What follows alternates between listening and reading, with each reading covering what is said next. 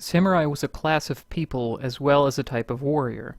People of the Bushi samurai class were all expected to be raised and trained in knowledge of art, war, fighting, etc. Before the mid-12th century, this led to women being taught, in many ways, exactly the same thing as men were. Even women knew the theoretical way to use the sword. They could even legally enter schools, if the school was willing to take women. Most, however, simply used the sword for decoration, and trained in naginata schools that were women only. While the stereotype was that they were only used to defend the home while the man was away, there were plenty of other reasons why an Onna Bugeisha would go to war. If her husband was wounded and she had no male children old enough to serve, she may leave home to give service to her daimyo. Some even are noted to having refused to marry, and made livings on the battlefields, somewhat close to how ronin existed as a sort of mercenary scum who made livings working for whoever paid, with no loyalty or honor, and without values that a typical samurai would hold. Then, midway through the 12th century, women started having laws passed against them. First of all, they couldn't wear a katana. Only men could.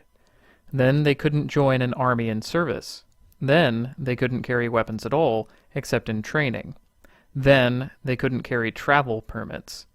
Then they were disallowed training in any weapons at all. By the 14th century, they basically lost all their freedoms, except for the ability to hold property, which was something Bushi women fought very hard for. They never took that one right away, meaning a woman could inherit her family's lands if they wished to give it to her.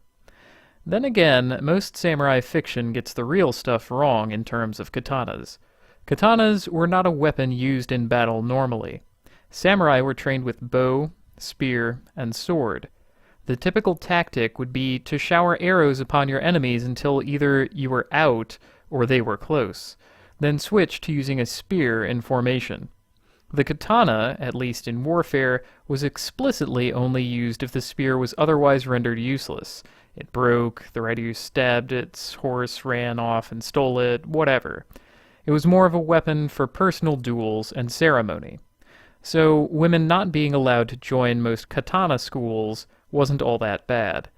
It also made them more often to be part of mounted units, if they were serving in the actual army, because naginata were incredibly useful and versatile weapons, and built much tougher than the average samurai spear. Men, by the way, largely refused to use naginata despite it being a better weapon than a simple spear, simply because it was a woman's weapon.